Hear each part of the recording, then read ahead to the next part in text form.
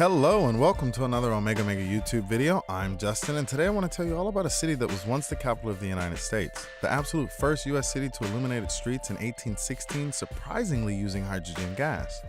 The city where the first dental school in the world was founded in 1840. The first manned balloon launched in the United States happened here and was piloted by a 13-year-old way back in 1784. The first US Catholic cathedral, and many more firsts, bestowing upon this city the rightful nickname, the City of First. I present to you, Baltimore. If you enjoy this video, don't forget to subscribe. Okay, so we said that Baltimore was a city of first. The first umbrella factory in America in 1828, the first postal system of the US was inaugurated in 1774 in the city. The municipality has the first civic monument dedicated to President George Washington, called the Washington Monument. Not to be confused with another phallic object in the District of Columbia that shares the same name but opened 59 years later.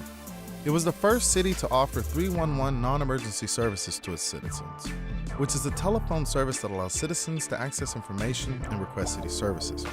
It had the first African-American owned shipyard in the United States and was site of the first bloodshed in the American Civil War in 1871 between pro-South civilians and Union troops.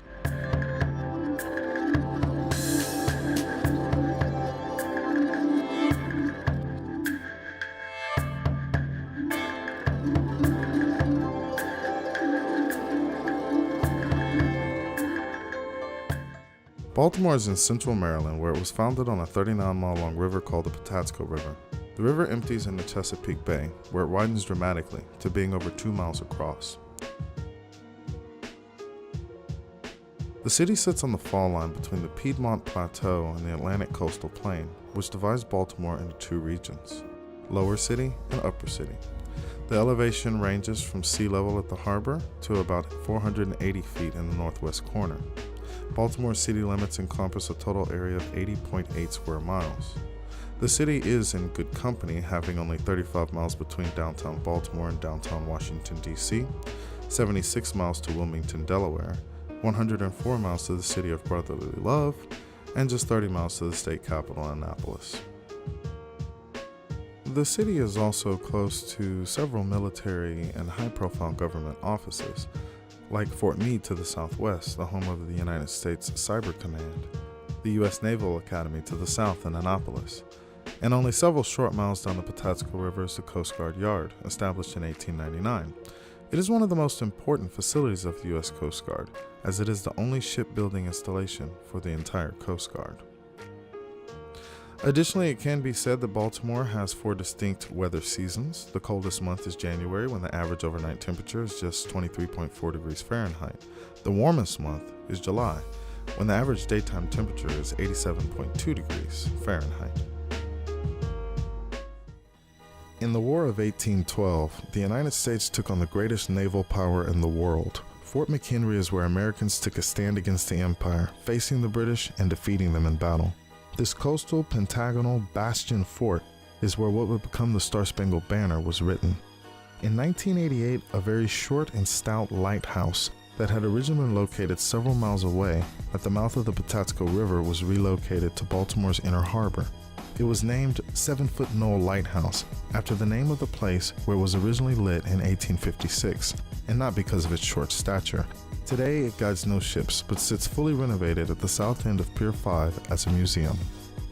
As we zoom out, you'll notice a large green space for residents of Baltimore's east side. The park is 1/16 the size of New York's Central Park and is called Patterson Park. It's right in the middle of a large residential area, making park access simple for east side residents. The 100-year-old pagoda is one of the park's biggest attractions. On the west side of downtown is where you'll find some Italian-inspired architecture. Originally called the Emerson Tower after the builder Isaac Edward Emerson, it is today called the Bromo-Seltzer Tower after the headache remedy he invented and amassed great wealth from. Apparently the Bromo-Seltzer King, as he was referred to in his time, enjoyed traveling. Here, let me show you over here. We're gonna have to fly over the Atlantic Ocean at near luminal speeds to the Italian city of Florence to to find the inspiration for this American tower. Here in the center of Florence we have the Palazzo Vecchio, Italian for Old Palace. Today it stands as the Town Hall of Florence. It is filled with detailed frescoes, statues, immaculate painted ceilings, and priceless works of art befitting of an old Italian palace. As you might expect from all the terracotta roofs and cobblestone roads, this old palace is, well, old. How old? 704 years old. The Bromo Seltzer Tower is young by comparison, being just 107 years old. This brings us to our final stop on the Baltimore Sky Tour, which is the gravesite of American poet Edgar Allan Poe, which can be found in downtown Baltimore at Westminster Hall.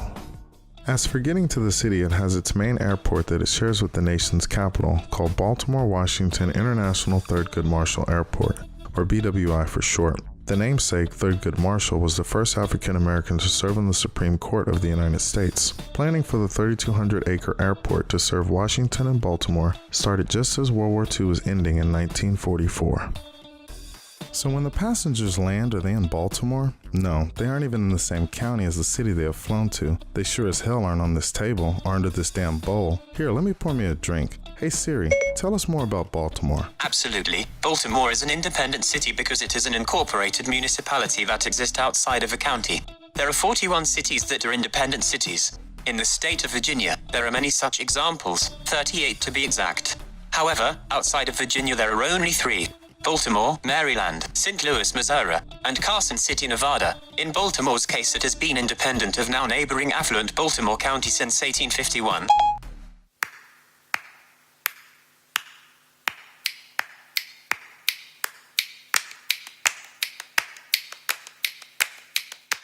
The seal of Baltimore is a vertical ellipse on a yellow field with the famous battle monument at its center. The monument commemorates the Battle of Baltimore with the successful repel of the British naval bombardment of Fort McHenry. The year 1797 is shown under the monument, which is the year the city was formally incorporated. When shown in color, it will be shown in gold and black, representative of the Calvert family. The city is named after Cecil Calvert, 2nd Lord Baltimore of the Irish House of Lords, who was a founder of the province of Maryland. You know, before it was the state of Maryland. Baltimore Manor was the name of the estate on which the family lived in Ireland. The name Baltimore is actually just an anglicization of the Irish name, shown here, which I would not attempt to pronounce on my best of days. Anyway, in 1918, the same year the plastic grocery bag, the hydraulic brake, and the blender were invented, Baltimore had a population of 730,000 people. And fast forwarding past the Great Depression, mollywopping the Nazis, and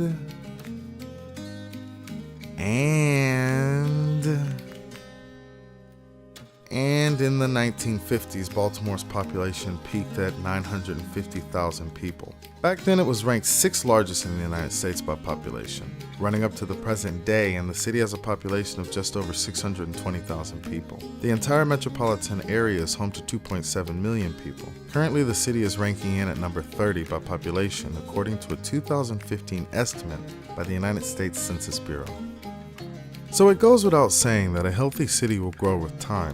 As population and economic activity increase, this normally happens in a process called annexation, which is when one local government takes over another local government. This process allows a city to increase its tax base, which means that city services such as airports, schools, libraries, and roads are properly funded.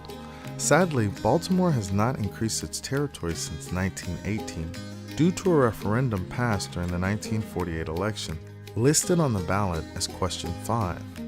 This referendum essentially stopped Baltimore from annexing land in the future. The referendum was placed towards the bottom of the ballot in Maryland during the tight presidential race of 1948 between Republican Thomas E. Dewey and Democrat Harry S. Truman. Local historians say that people were so concerned with the general election that most didn't know that Question 5 required that any area that Baltimore wanted to annex would require a winning referendum from the people in the region that the city wanted to annex. This provision has kept Baltimore with the same boundaries since 1918.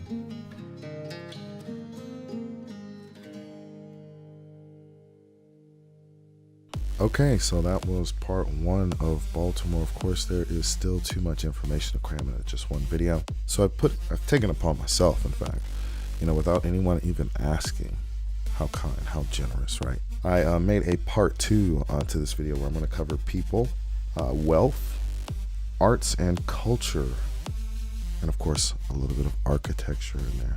Of course, we couldn't cover, any city without talking about food and cuisine, universities, sports teams, architecture, housing, neighborhoods, employers, the mayor, the police force, recent crime. So all that's going to be covered in part 2.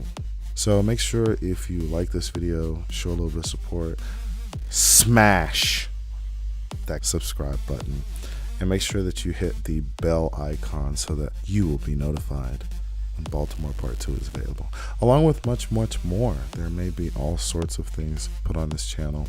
It's a very young channel. This is just the second video, so yeah, subscribe. Thank you so much.